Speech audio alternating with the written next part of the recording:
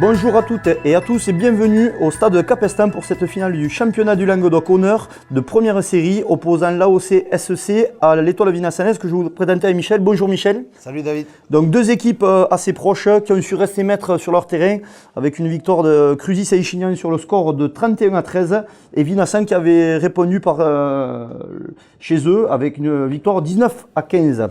Voilà, un match somme toute équilibré, même si il y aura peut-être plus d'expérience du côté de Cruzy. Mais ils n'ont pas joué depuis un mois suite à la disqualification de Trèbes et de Saint-André. Et là, on voit Vinassan qui a une première pénalité avec un vent très très violent. Et on voit que sur le coup de pied, le ballon n'arrive même pas au bar. Donc c'est un paramètre très important qu'il va falloir tenir compte sur ce match. A noter que Vinassan, eux, sont qualifiés aux dépens de Montréal sur une demi-finale très très serrée, 6-6, avec une victoire au tir au but. Est-ce que ça aura laissé des traces? On va le voir. A noter également un public fort nombreux, où plus de 1100 personnes étaient au bord du terrain. Voilà, beaucoup d'engouement sur ces phases finales. Ouais, trois villages qui suivent énormément. Là, on voit un coup de pied par-dessus tenté par le 9 de Vinassan.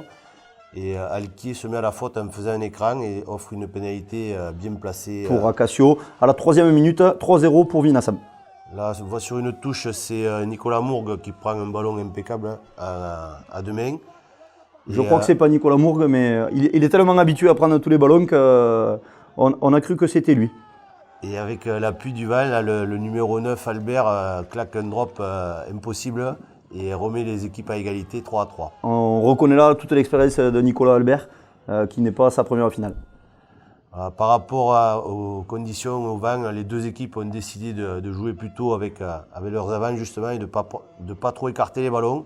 On voit qu'à ce jeu, Vinassan montre quand même pas mal de puissance et monopolise le ballon et met à la faute Cruzy et récupère une pénalité bien placée. Pour Acacio, donc on est à la 13e et l'Étoile mène 6-3. Cruzy Saint-Échinian réplique par ses avants lui aussi, avec peut-être un peu plus de dynamisme du jeu qui est un peu plus debout. C'est un peu plus de mobilité du côté des Noirs. Et là, cette fois, c'est Vinassan qui se met à la faute. Donc Cruzy continue à attaquer. Et bon, ça n'apportera pas de fruits, donc à la sortie, ils auront une pénalité à tenter. Et le demi d'ouverture du Fort, qui ne se fait pas prier. Joli coup de pied, il a un joli coup de pied ce demi d'ouverture, qui passe entre les poteaux, 13-6 pour les Héroltais. On voit Cruzy qui défend bien au niveau de ses rucks. Qui ne se consomme pas trop quand même. Hein. Exactement, Vinassan qui a l'air plus puissant, mais qui de suite perd beaucoup de joueurs. Hormis sur ce coup-là où ils arrivent à sortir le ballon assez rapidement, malgré tout. Le Acacio contré par Nicolas Mourgue. On connaît tous les talents de Nicolas Mourgue dans les airs. Ouais, cela donne une action, une contre-attaque où justement Sébastien Cross se fait prendre à 5 mètres de la ligne. Peut-être qu'il aurait pu réussir à faire vivre un peu plus ce ballon pour aller jusqu'en dame. Les Blancs se mettent à la faute et Dufort à nouveau prend les points 9-6 pour donner pour la première fois du match l'avantage à Saint-Échinian Cruzy. Un ballon tombé de nouveau par le numéro 10, récupéré de suite par Cruzy par Sébastien Cross qui sort les canins. Sébastien Cross remet un peu en difficulté cette équipe de Vinassan. Vinassan, on l'a dit, qui est dominateur, mais Cruzy profite de chaque faute pour les mettre à mal et venir dans le camp et essayer de marquer. Le 10 va se mettre en position de drop. Il ne passera pas, mais l'arbitre avait signifié une pénalité, donc on revient à la pénalité. Et là, pour le coup, Dufort ne la manquera pas la cible et ça fera 12-6 pour les Héroltais. Beaucoup de réalisme de cette équipe Saint-Échinian qui, à chaque occasion de marque, prendra les points, et ce qui lui permet d'avoir cette avance. Ouais, là, on sent que les Vinassanais, on l'amène sur le ballon, on l'amène sur ce match, mais ne concrétise pas, à l'inverse de Saint-Échinian Cruzy. Ils sont dominateurs, on le voit sur ce môle pénétrant, là où cette fameuse cocotte où ils avancent de 30 ou 40 mètres. Mais bon, en partant de leur 22, c'était compliqué d'aller jusqu'au bout. On voit Cruzy qui se met à la faute, Vinassan qui continue à avancer. Mais bon, cette action n'apportera rien, juste le ballon sera rendu au pied. et il trouvera une touche. C'est une action assez révélatrice de cette première mi-temps. Et là encore, on peut prendre les points. Et les Vinassanais décident de mettre en mal la défense héroltaise qui ne cède pas. Et à nouveau, un point de fixation où on va essayer de faire pousser, parler la puissance du pack au doigt. Ils essayent vraiment de marquer l'essai, peut-être un peu de précipitation. La pénalité aurait peut-être suffi. Mais là, quand même, ils mettent vraiment les Noirs en difficulté et on va voir que Alquier va se mettre à la faute là, en écroulant le Moll. Donc l'arbitre va revenir à la faute, voyant que les Blancs n'arrivent pas à marquer. Et va appeler le troisième ligne centre Alquier pour lui donner une petite biscotte, voilà, qui fera que Seychinian Cruzy va finir la mi-temps à 14. Voilà, et nouvelle pénalité pour les Blancs de Vinassan qui vont encore une fois la jouer à la main. Bon, ils vont essayer de profiter de cet avantage numérique en ayant un avant de plus. Donc ils vont jouer cette pénalité à la main. Et là, on va voir qu'Aura, sur un pick and go, il y a un Blanc qui va... Ouais, sa bataille sévère, on dirait que c'est le second de ligne, Achour, qui récupère le ballon et qui va marquer, mais l'arbitre, lui, ne l'entend pas de cette oreille. Il semblerait qu'il marque, mais bon, il n'y a pas la vidéo encore à ce niveau et peut-être que s'il l'avait eu, il aurait été accordé. Alors, la mi-temps va être sifflée sur un score de 12-6 pour les Héroltais. Cette fois-ci, Vinassan va profiter du vent en seconde mi-temps et on repart avec des grosses charges des avants vinassanais. Voilà, toujours le même style de jeu, malgré l'appui du vent où ils auraient peut-être pu utiliser le pied. Donc on joue beaucoup au ras, avec beaucoup de charges. Malheureusement, les Blancs qui se consomment peut-être un peu trop sur ces rucks. Les Noirs qui se mettent à la faute. Et Vinassan ne prend pas la pénalité, continue à jouer à la main. Une action qui aurait pu, sur ce coup-ci, aller en dame, mais on fait en avant. Alors là, on décide de ne pas prendre les points. On peut noter qu'en première mi-temps, Dufort a la même pénalité, mais lui la tape. On est toujours sur la même configuration, une grosse domination de Vinassan, voilà, avec beaucoup de joueurs qui se consomment sur les rucks, les Noirs qui se remettent vite sur la largeur et qui défendent de bec et ongle. Et cette équipe de Vinassan qui n'arrive pas à concrétiser, qui se retrouve toujours mise au sol. Et Cruzy qui de suite, dès qu'il a un ballon de récupération, en profite pour remettre ce ballon sur la largeur et mettre cette équipe de Vinassan en difficulté.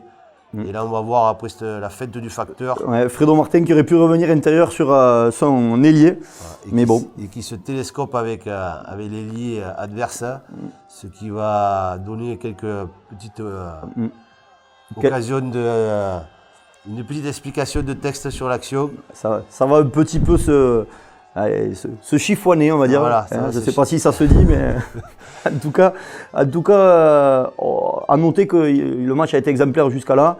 Deux équipes qui sont rendues coup sur coup sur le terrain, mais dans de bons esprits. Et là, cette action qui paraissait anodine va quand même coûter cher à Vinassan, parce qu'ils vont prendre 2 cartons jaunes, alors que Cruzy n'en prendra qu'un seul à l'intermédiaire de Alquier.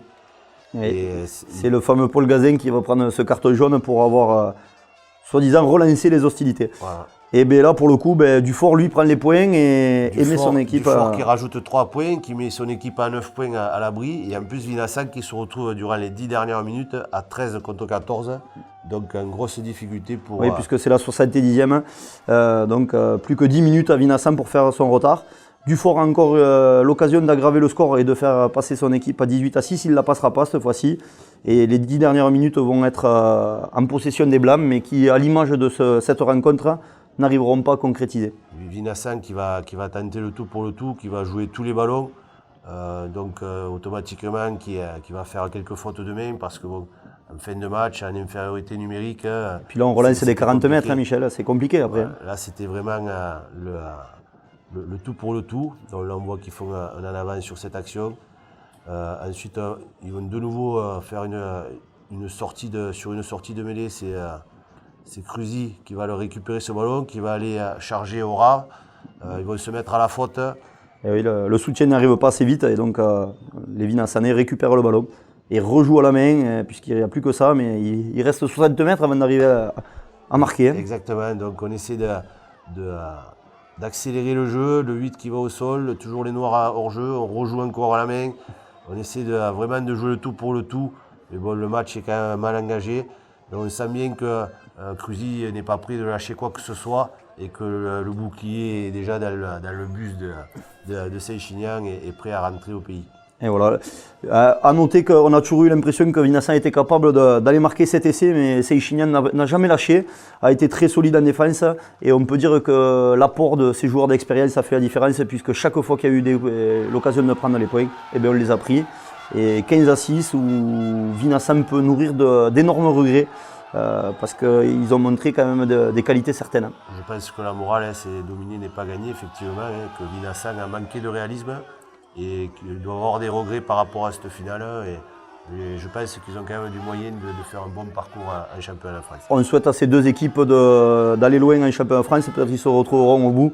Et en tout cas, une grosse pensée à Paul Gazin qui décidément n'est pas en réussite sur ce genre de finale. Bon les gars, les entraîneurs de Vincent, bon, je suppose déçus, mais on a vu un beau match quand même, ils ont été vaillants dans le combat, on a senti quand même qu'ils étaient présents.